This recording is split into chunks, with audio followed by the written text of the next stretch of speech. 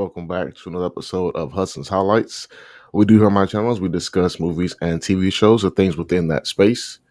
Today we're going to discuss Daredevil Born Again, episode 3. This will be a full spoiler discussion, so if you have not checked out episode 3, go ahead and check out, watch that episode, and come back and we can discuss this show together.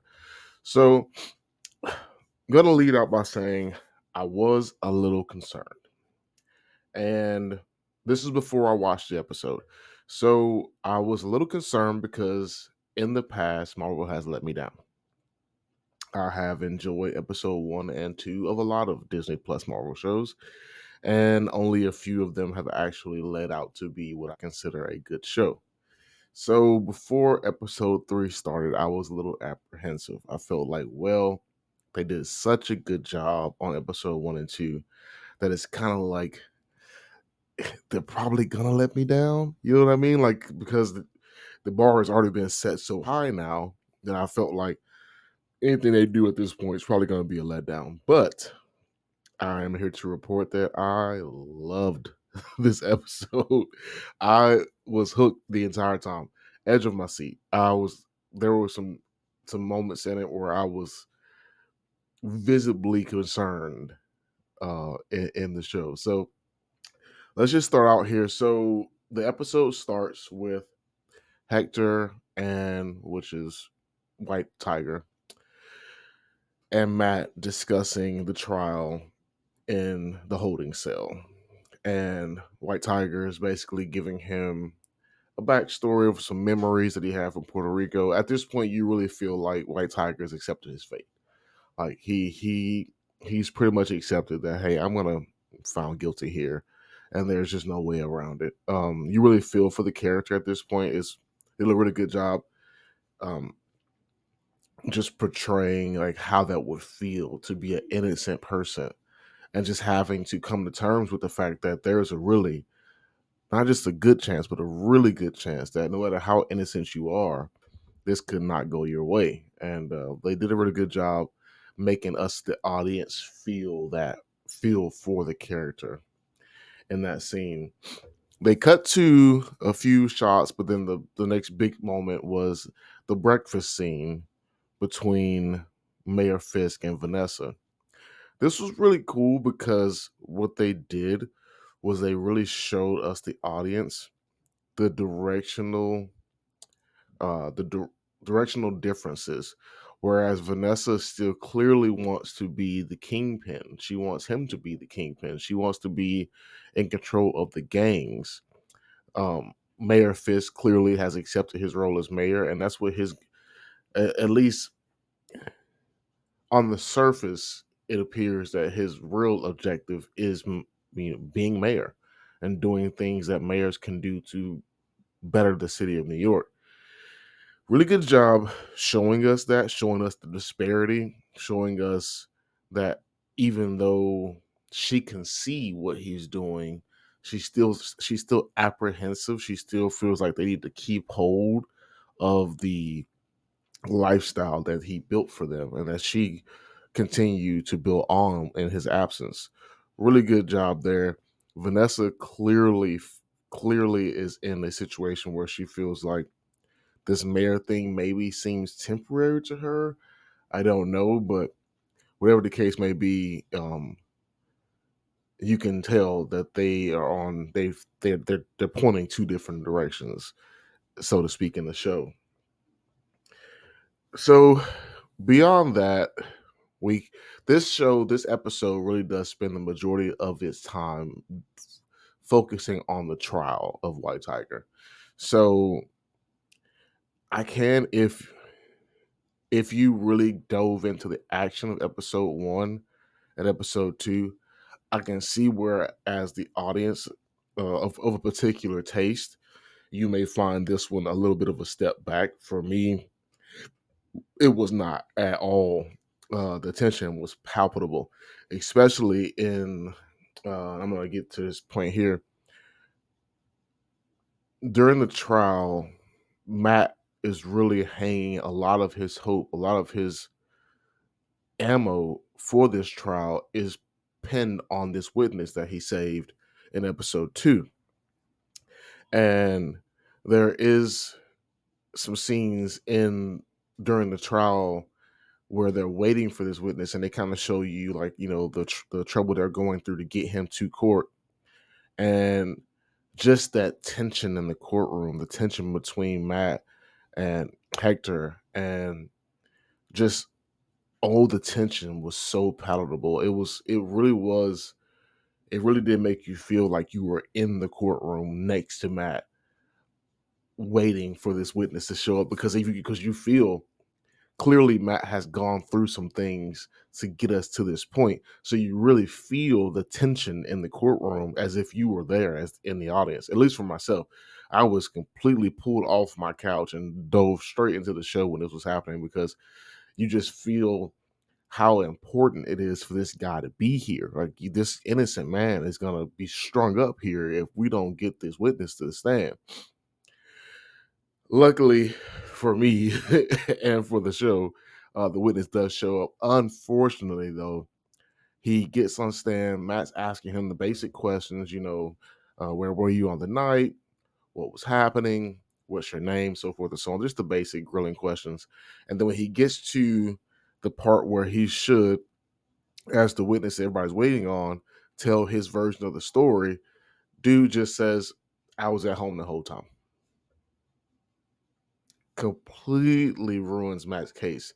And as the audience, you just, like, your heart drops, because you realize that all this tension, all this buildup, all this worry, this man over here, White Tiger Hector, this case is over. Like, that's all they had. They had a one trick pony, and the trick got broke. And it just, they did a really good job of this show, man, making you feel not just for Hector, but for Matt, and like how hard he's trying to get this case to work for this innocent man, and just how things are just falling apart. Matt does come up with a backup plan, though, and his backup plan is pretty much to say, let the world know, hey, why would Hector go out and just haphazardly kill a cop and beat up another one, when he is in fact the White Tiger, a hero?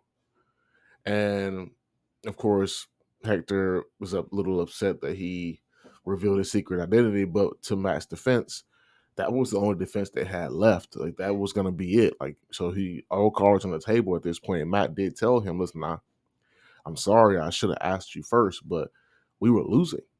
And if I didn't come out and let the people know, like, hey, he had no reason, this is not even in his character to do something like this, then we would have lost this case.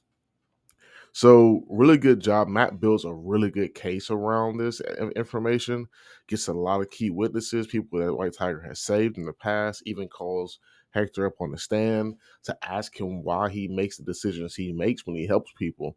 And just a really good job. Matt built a really, really, really good case uh, around the White Tiger defense. And ultimately, that's what got him off. If not for Matt's diligence. And I think a lot of that had to do with the fact that, of course, Matt is Daredevil. Well, he was. So, he can not only did he already know he was innocent, because he can tell when he's lying through his hearing, but Matt knows the type of people, the class of people it will require to do what you're doing in the night, because Matt himself has been that type of person, which is why it was so deep when Hector was upset that he revealed his secret identity. And Matt said, hey, there's other ways you can do this. This isn't the only version of you there. And you can just see in Matt's face that he struggled with that. He struggled with, who am I if not the Daredevil?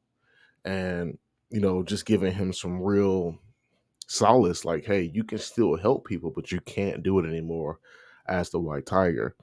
And, you know, really good resolution to the trial. He gets off, everybody's elated, he makes it, the judge lets him go. But of course, because Kingpin, he's pretty much set his run for mayor on the pretense that we don't do things with vigilante, and Kingpin really feels like White Tiger winning that case was not the right move. Not just was it a bad decision that the jurors made, but it's a bad look for the city because basically that vindicates the vigilantes, actions. So you can go out and just kill a cop and basically and it's fine. And of course, that thinking is very flawed, but we're talking about the kingpin here. So uh just a really good overall episode. Truly, when it really got crazy though, man. I did not see, well, one, I didn't see the majority of this coming, but what I really didn't see coming, of course, Hector did mention during the talk with Matt that, you're asking me to not be White Tiger anymore, but basically what you're saying is you're asking me to do something that I can't just not do. That's like asking me to stop breathing. Just showing how deep he's enthralled with the being the White Tiger. And of course, once he's vindicated and he's freed, he goes out, dons a uniform. He goes out to try to help people. He hears in the background on the street, he hears a woman screaming. He makes it towards that direction, and it was a setup. And he gets shot, temple, right in the head. And the episode ends revealing a little bit about who could be the person that pulled the trigger. And you see the skull, the Punisher skull, on the flak jacket. And I literally said, I'm not going to use the exact words, but what the Punisher? What the? So, super looking forward to episode 4 to see where they go with this. Did Kingpin, does he still have some kind of power over Punisher, or was that someone dressed as the Punisher? Will Daredevil find out that the Punisher may be involved in the White Tiger's death and go after him? All these questions I am dying to learn about. I do have to apologize. I did not get this episode of Hudson's Highlights out last night because it was a little late when I finished the episode. I started a little late. I finished it a little late, so I had to push it out today. But thank you guys for sticking through and watching this episode of Hudson's Highlights. I will have another episode out tomorrow. I'm probably gonna do it on the movie Elevation. That's a movie that dropped straight to streaming on Max. It stars Anthony Mackie. I'm very interested in the movie. Check out the previews yourself. Give it a watch if you want to. You can come back tomorrow and check my review. It will be open spoiler. It's been on Max for a while now. But it will be an open spoiler review of that movie tomorrow on my channel. If you haven't already, please like and subscribe. Thank you again for sticking around for this episode of Hudson Highlights. I will see you guys on the next episode. Take care.